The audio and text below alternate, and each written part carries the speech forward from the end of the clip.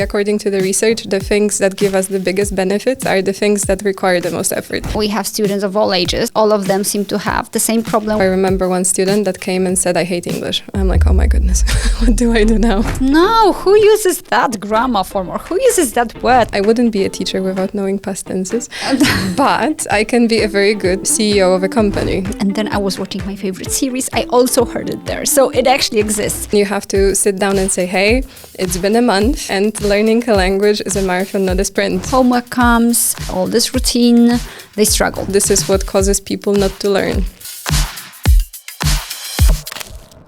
Hi, today I'm going to speak with Agnieszka Ilnicka, one of our teachers. I have worked with Agnieszka for, I can't remember, but years. 6 years. 6 years, thank you.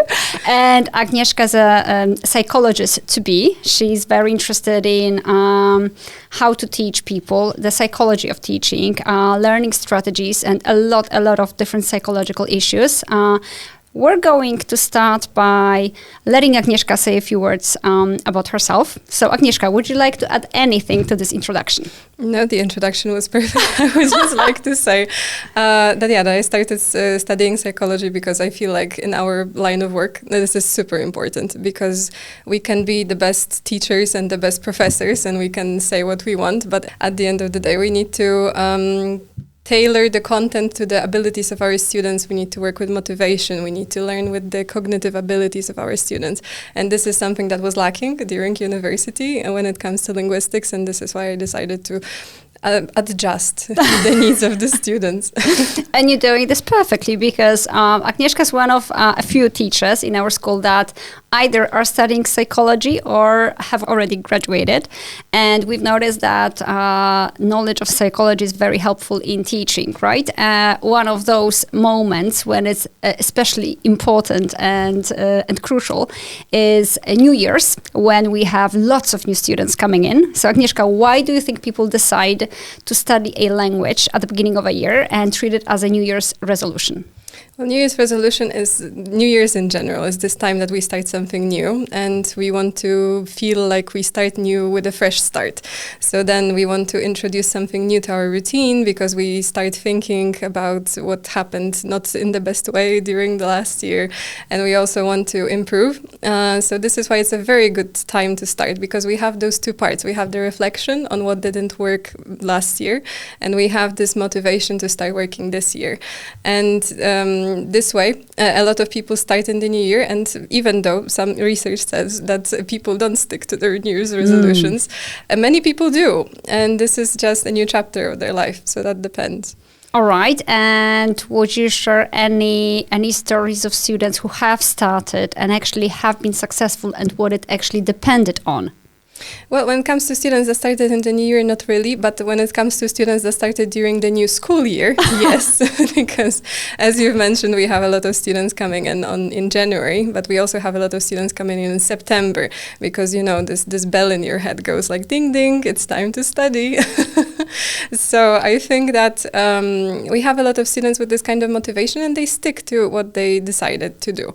But with a lot of students, there is a problem that they have this influx of motivation and they want to do everything all at once and they burn out equally as fast. So then there is a big problem with this. So I think that for the students that actually stick to their goals, I think that the biggest reason for that is that they start small and they start realistically, because then you have the motivation is still glowing and it doesn't burn out very quickly. This is the same as putting wood into the fireplace. So if you put a little bit of wood and then you keep adding it, the fire burns very nicely. But if you just put all the wood at once, first of all, it's very difficult to start a fire because you have way too much wood. And secondly, then it burns out very fast. And I think that people that start small and they have realistic goals, and also the people that have diversity in the materials that they use. Because if we focus only on reading, and this is the only thing that we do, we will excel at reading, but speaking a language has a lot of different avenues. There are people that really like listening to podcasts, speaking of a podcast. Right. And this is a great source of motivation and also a source of new vocabulary. But if you only listen and you don't do anything afterwards, there is absolutely no way that you will improve. Absolutely. All right. You've given very good examples of how to start and what to do not to burn out. And so why do you think people start and just do the reading or just listen to podcasts? Is there anything that stands in their way of doing all these other things? Because it's the easiest, and most of the time you can do it during commute, or you can do it while you do the dishes, or you can put as little effort as possible into doing it.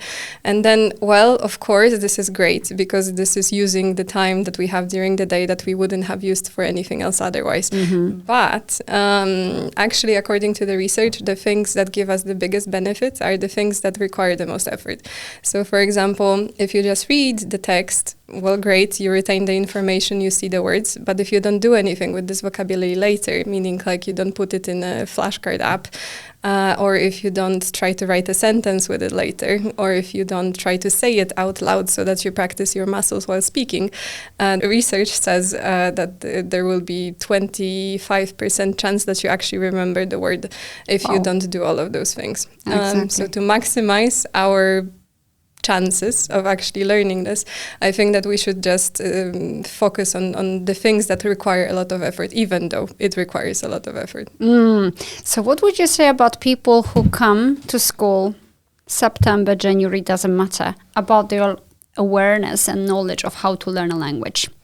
I think that people come and they say, okay, now I will study 6 hours a day and nothing will stop me, and I will do all of the tasks that you assign to me, and I will be the best student you've ever seen. We know but a month later, it turns out that life happens, and 6 hours a day is unmanageable and unsustainable. And then people come and they say, oh, actually, I don't have the talent for languages, and I don't know what to do. And I think that I am just useless and nothing will come out of this class. And then you have to sit down and say, hey, it's been a month, and learning a language is a marathon, not a sprint. So we had a great sprint now, and now we have to learn how to do the marathon. So I think that the moment that you tell students that it's a marathon, not a sprint, they get very demotivated because they say like, oh, I wanted to learn fast and I wanted to excel at my job in 2 months. And then you tell them like, okay, but you can do it in 2 months. I think that you can, but you would have to do it 8 hours a day. Is it possible for you? And then people say, no, actually not really. And then you have to just tell them, well, okay, so we will do what we can with the amount of time that we have. Exactly.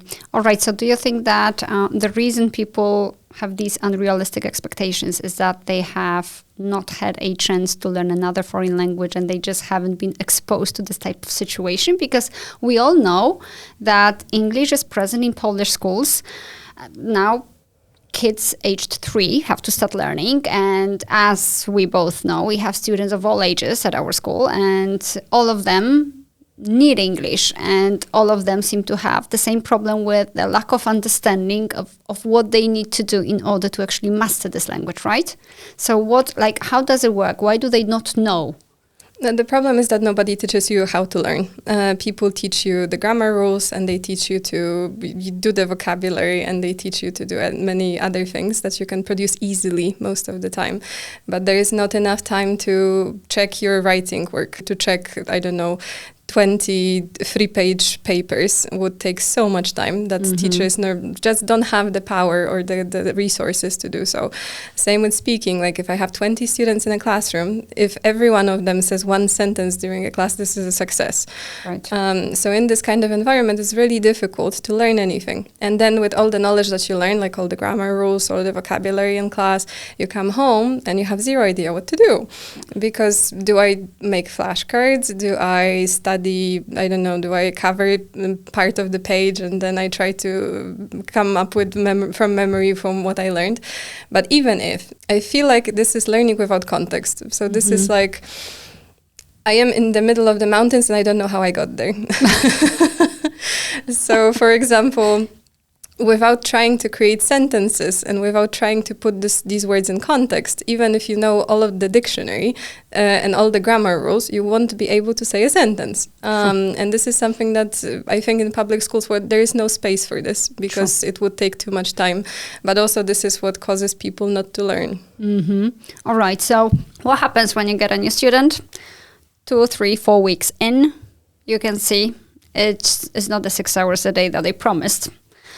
What do we do with students like this? We have to ask them and we have to check the progress very often. So for example, once a month. So you come to class and you set goals and you say, hey, we're going to do this and this and this because I want to work on my speaking mostly, and then I want to work on vocabulary. No students want to work on grammar for some reason, which is also important, but not as much for many. So then we try to say, okay, so you can study this and this way. So for example, let's say that we start with 15 minutes of flashcards every day, and then we will start with one more high activity intensity exercise a week. So let's say one paper that they have to write, a longer one. Or maybe if they enjoy something else, maybe they can start creating sentences about something that they really like. So for example, if someone is into hiking with the mountain allegory that we had there, so maybe they can start writing sentences about their last trip to the mountains. Right. Or maybe if they're interested in, I don't know, psychology of learning, we can give them to websites from Wikipedia. So we have one page from Wikipedia in Polish, one page in English. Now you have to read both of them and you have to tell me what the differences were. Because sometimes people don't appreciate the fact that you can learn more if you speak English, because the materials that we have in Polish, amazing. But on the other hand, if you dive deeper and if you want to dive deeper, you have to speak English. True. All right. So basically what we do is we search for the things that will be interesting for them, that will be interesting for this particular person, not for the masses. Hence the example with hiking or, I don't know, Wikipedia entry, whatever.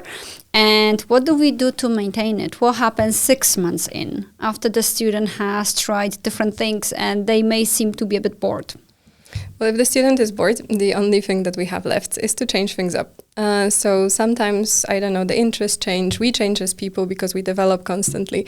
And even though if something worked, I don't know, 2 months ago, now it might not work. So then this is very important to have a teacher that has a variety of different methods and they can offer something that would be different for the student. So for example, of course, learning vocabulary is important, but we can learn why we write sentences. We can read an article and we can highlight the most important vocabulary there. And then put it into Quizlet, or we can try to use it in conversation during the class. We can also try to, I don't know, use a different app, because sometimes the app that we were using is just boring because we've seen it so many times. Don't we know about it? That's true. Exactly. So what you're trying to say in here is that teacher has to be very creative. And they should probably be developing constantly, right? Because you cannot be using only the 10 methods you have learned somewhere. You have to get new ones all the time, right? Yeah, and it's also about not really about learning all the time, but coming up with creative things. Because for one student, something doesn't work, but maybe we can twitch something, like change a tiny bit, like 10%. Right. And then while we tailor it more into the student's needs, maybe this is going to be better for the student. So it's more into, I think that the most important thing is relationship. And I think that there's no education without relation.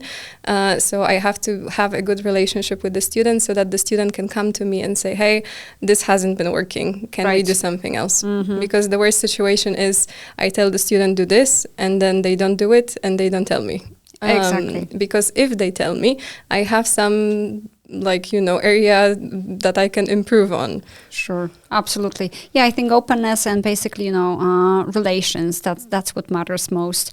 Would you say that students are open to trying out new things and strategies? If you tell them, listen, I have noticed perhaps you're not a visual type as you're saying you are.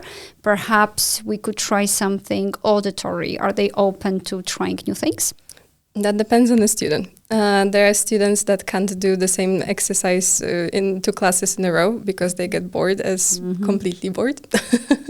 And there are other students that would prefer to do the exact same thing all the time. This also comes down to if the student is neurodivergent, for example, because if we have a student on the spectrum, on the autism spectrum, then, this student is going to want to do exactly the same thing over and over again. And this is the only way that they feel safe.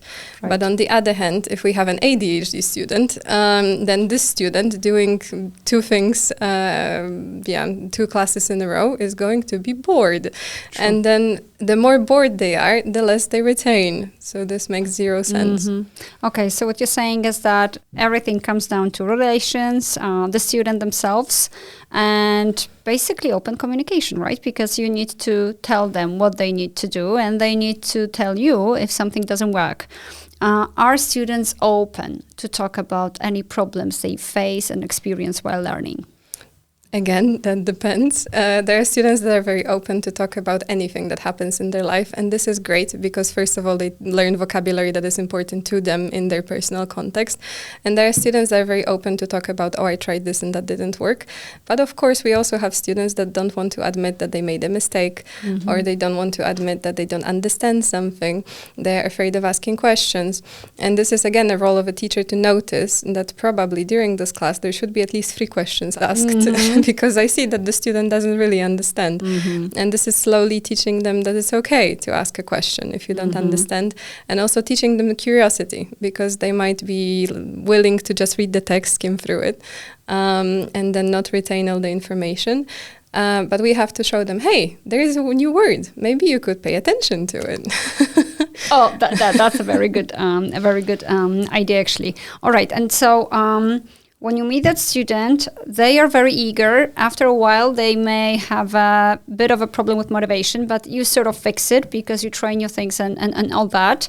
Is there any way, any strategy to use with a student that is sort of like made on paper even, something contractual you can do with the students to be able to measure the progress and to be able to see that they're actually using those new things all the time so that they can retain motivation? We have to ask them about it, preferably every class. So, hey, have you done your homework? Was it easy for you? Was it difficult? Was it too much of it? Was it too little? Maybe that wasn't challenging enough, because this is another problem with some students, that they want to do only easy things, and the other type of students, they want to do only difficult things. So then when you assign them something that is very easy and repetitive, they will just fall asleep while doing it. So then again, we need to get feedback. We are not mind readers. Sometimes we see some things, but again, open communication is the most important. So how to check goals? I think that we should just ask them, and we should try to elicit the information as much as possible during the class. So then if we practice conditionals one class, maybe we should try to get some class about conditional sentences. So if you were a rich man, what would you do? Right. Or we could have a song in which that the student enjoys. I have a student, for example, that loves rap, and I know nothing about rap. But right now, I am getting into the area of I know something. Excellent. And the student brings songs to me, and we just listen to the songs together, and we get the lyrics. And I didn't know that rap has so much difficult vocabulary in it. And lyrical vocabulary, C1 level. Wow. I was so shocked. And the student is really developing in the area that he really enjoys. Oh, you see. So this is a perfect example. Have you started singing anything? Because Agnieszka is also a singer. Singing rap? No. This is beyond my scope of ability. Wait for it. Perhaps one day, who knows? All right.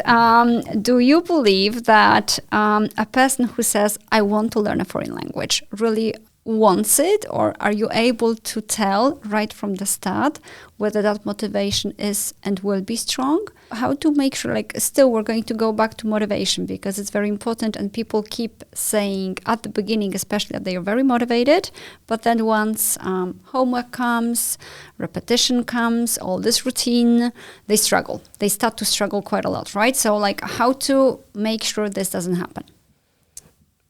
This is something that's inevitable, I think. And everyone is going to hit this point where they say no more, I can't do this anymore.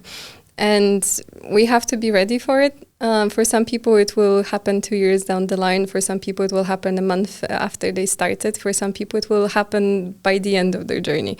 There always is a moment in the language learning that is very frustrating. For me, for example, these were the past tenses. So for most people, it takes like month maybe to learn all of them. For me, it took a year. And during that time, I just wanted to drop everything, tell everyone that English is stupid and that I will never learn anything. But this is just the moment that we have to either change the direction because, you know, I wouldn't be a teacher without knowing past tenses, but I can be a very good CEO of a company, or I can be a very good, I don't know, person that travels a lot, and I don't need it. So maybe if we struggle with something for a very, very long time, maybe it's time to drop it and to learn other things that you would be great at.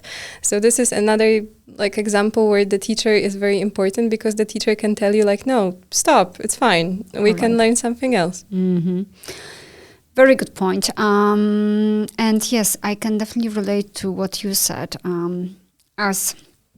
As I'm learning Spanish with you, and subjuntivo is this part of Spanish that I dislike very much, and a year may not be enough with me because I keep wanting to do other things, just not this topic. But still, I'm motivated. But yes, you're right. There are some moments when I think, why did I even come up with learning Spanish? What do I need it for? I live in Poland, for God's sakes, right?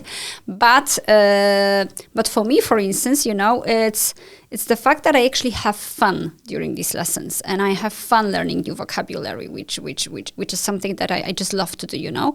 So, do you think that every student has this key and this part of a language they love, and if you prepare something within that part, they will actually stay motivated, even despite difficulties with other parts?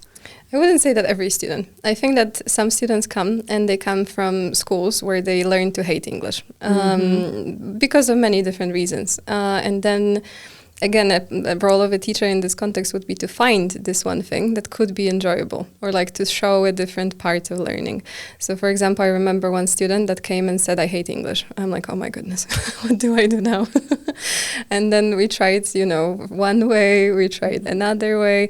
And then it turned out after a month or so, the student told me that she loves anime. And I was like, oh, you like anime? Okay, what kind? And then we started talking about anime. And then she told me, oh, I get really frustrated because the subtitles for anime in Polish come out later than the subtitles in English. And I said, aha. So we can actually, use it and we can learn English so you can watch your anime that you really enjoy faster. So we started with learning all of the fantasy vocabulary, very much A2 level. We started learning all the fantasy vocabulary. So there is a dragon and there is a princess and there is a knight. And she started watching them with English subtitles. And then she was like, oh, I understand something. I don't understand everything, but I understand something.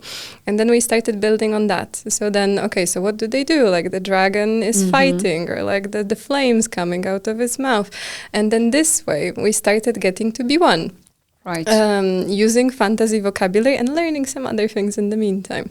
Oh, there was this grammar structure that I didn't understand. Oh, there you great. Go. Oh, that's what I like really, really, really much. So what my students do is they will say in class, no, who uses that grammar form, or who uses that word? Come on, why are you teaching me these phrasal verbs? And then they're obliged to do these news reports where they listen to some news or watch some videos that I prepare for them. And then they come back and they're like, you know what? It was in your video, and 3 times. And then I was watching my favorite series. I also heard it there. So it actually exists. And so I think, yes, it's the key is to actually show them something fun, something interesting. But also, sometimes they could even unblock their... unblock the way of thinking where they are convinced something is just not interesting or not fun, like phrasal verbs, for instance, right? I think films and series are just great here. Okay, so to sum up, Agnieszka, what set of tips would we give to someone who wants to start learning in January? So if you want to start learning in January, first thing, know your why. Know why you want to start learning the language. Because if you know why and you know the end result, it's going to be easier for you to do all the boring things that you have to do in the meantime. Because we try to make English learning as entertaining as possible, but there are some parts that are repetitive, that are boring or frustrating sometimes, and we have to be ready for it. So this helps with breaking this motivation plateau sometimes. So that's the first thing. Second thing, to try to find something that you like, anime that you enjoy, rap songs, anything in English really. So then it would be great to start off of this, because this is the natural context in which you listen to English anyway. So it would be great to actually understand it. That's this, and also not to do things passively only, and try to introduce some active learning. So if you listen to a song that you really like, maybe there are 3 or 4 words in this song that you didn't know. Maybe you can look them up and you can put it in the flashcard app. Or maybe you can write a sentence with some of them. Or maybe you can start writing your own songs. Who knows? So all in all, what we're saying is you have to have an open mind, because there will be some new things on the way. So yes, you can rely on something, something that is familiar, but also be open to starting doing things in a different way than you did before, right? Exactly. And to be open to suggestions from the teacher, because the teacher sees some things that you don't see, and also to accept any positive comments from the teacher, because there are some students who say like, no, I'm bad, I didn't make any progress whatsoever. No, of course you did. And the teacher is the first person to notice, hey, you didn't do this last year, but this year, this is very easy for you. Right. All right. So relations with the teacher. Again, right? Okay, quite a few things, to be honest with you, right? And now, what do you think people normally forget about out of all these points we mentioned? Depends on the person, but generally speaking, I think that they forget their why. They forget at some point that they didn't start learning because they wanted to be an English teacher. They started learning to have a specific thing done in their life, to be better at speaking in meetings, to be better at, traveling, because for traveling it's also important to have a small talk with people, to do something and not to be the best at everything. Absolutely. So perfectionism? Out. Exactly. Okay, so all in all, let's see how many students come until the end of this month. And if others show up afterwards, perhaps after listening to the podcast, they realize that their why is this, and this, and they're actually open-minded enough to try new things. Okay, so thank you very much, Agnieszka, for talking to me, and hope to see you soon. Thank you very much. See you.